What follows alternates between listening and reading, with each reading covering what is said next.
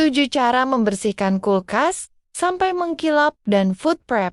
Sebelum lanjut, tolong klik subscribe dan like ya Bu. Dan juga kalau sekiranya video ini manfaat, bantu share ke teman-teman yang lain ya.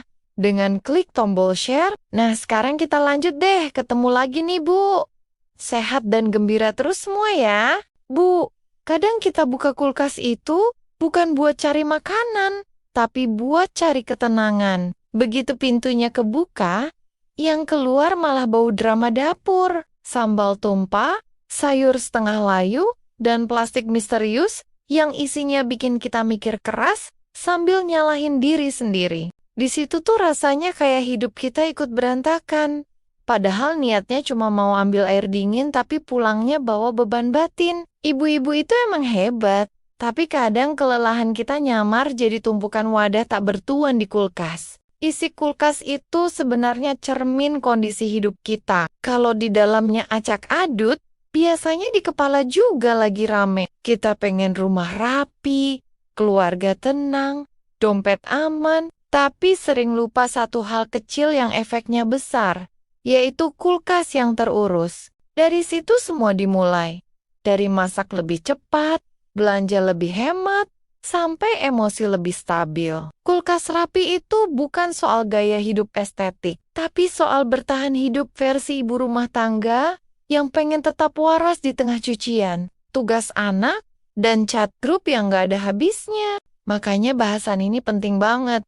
Bukan cuma soal bersih-bersih, tapi soal mengembalikan rasa pegang kendali atas hidup sendiri. Kita nggak bisa atur semua hal, tapi kita bisa atur satu pintu di dapur yang tiap hari kita buka. Dan dari pintu kecil itu, kita mulai beresin bukan cuma makanan, tapi juga hati, pikiran, dan sedikit demi sedikit hidup kita sendiri. Cara pertama, kita keluarkan semua isi kulkas tanpa kompromi, tanpa drama, tanpa pura-pura nggak lihat yang busuk.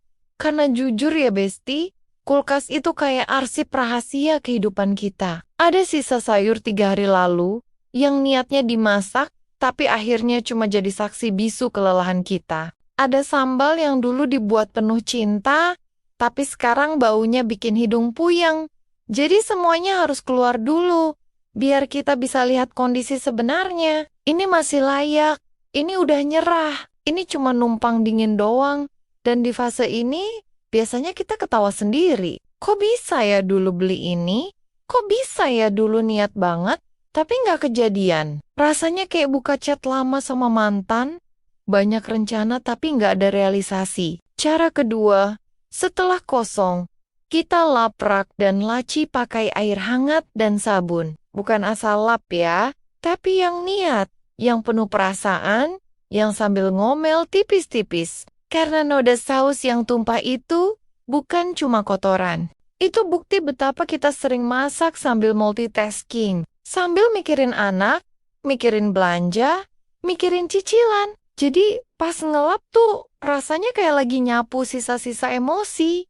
Dan percaya deh, ngelap kulkas itu kadang lebih menenangkan daripada curhat ke grup ibu-ibu. Karena kulkas nggak nyela, nggak nanya, cuma nerima dilap aja. Cara ketiga, semprot bagian dalam pakai campuran air dan cuka, biar bau-bau drama dapur kita pergi. Karena jujur aja, kulkas itu sering jadi tempat ngumpul aroma yang gak pernah janjian. Ada bau ikan, bau bawang, bau sambal, dan entah kenapa kadang ada aroma yang kita sendiri gak ngerti asalnya dari mana.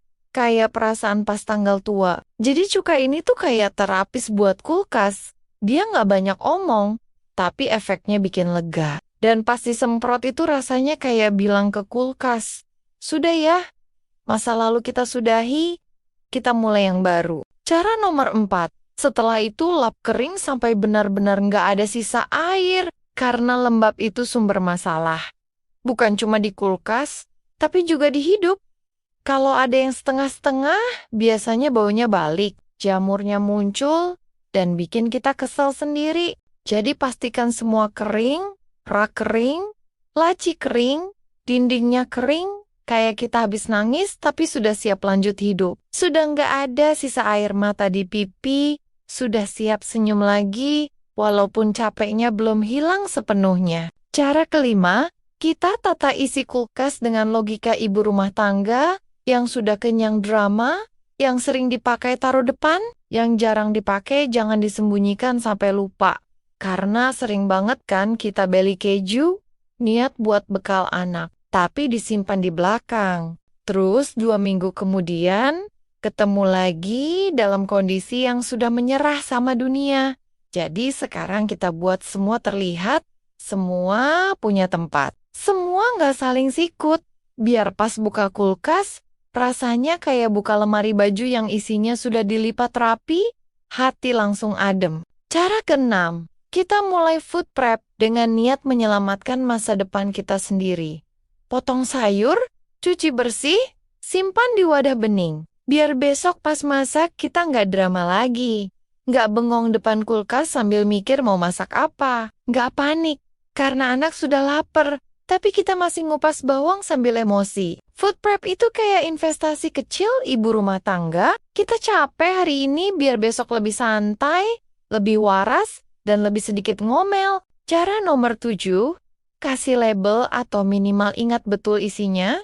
Karena sering banget kita buka kulkas sambil ngomel sendiri. Ini apa ya? Ini buat siapa ya? Ini kok kayak pernah bikin tapi lupa. Jadi sekarang kita lebih sayang sama diri sendiri. Kita bikin semuanya jelas.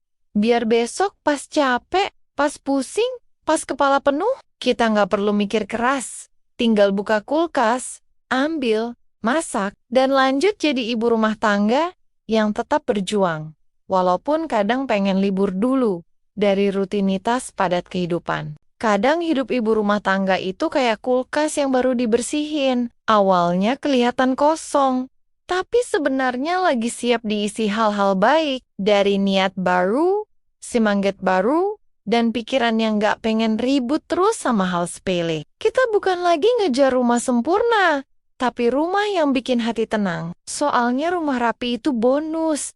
Yang utama tuh kepala kita gak penuh drama. Kita ini bukan superhero, tapi tiap hari tetap beraksi. Masak, bersih-bersih, ngurus anak, ngurus perasaan sendiri, dan tetap berdiri walau kadang pengen rebahan seharian sambil pura-pura mati gaya. Tapi justru dari hal kecil kayak beresin kulkas, nyiapin makan, dan nata rumah, kita lagi buktiin kalau hidup bisa diatur pelan-pelan. Nggak harus nunggu motivasi datang dulu. Karena biasanya motivasi itu muncul setelah kita mulai gerak.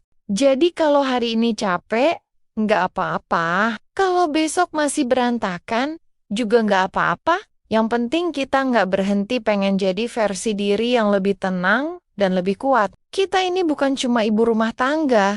Kita manajer kehidupan, CEO dapur, direktur emosi, dan komedian internal keluarga. Dan percaya deh, selama masih mau bangkit sambil ketawa dikit, hidup bakal selalu punya alasan buat terus dilanjutkan. So, terima kasih banget buat semua yang sudah menonton video ini. Sampai jumpa di obrolan serta cerita yang lebih menarik di video berikutnya.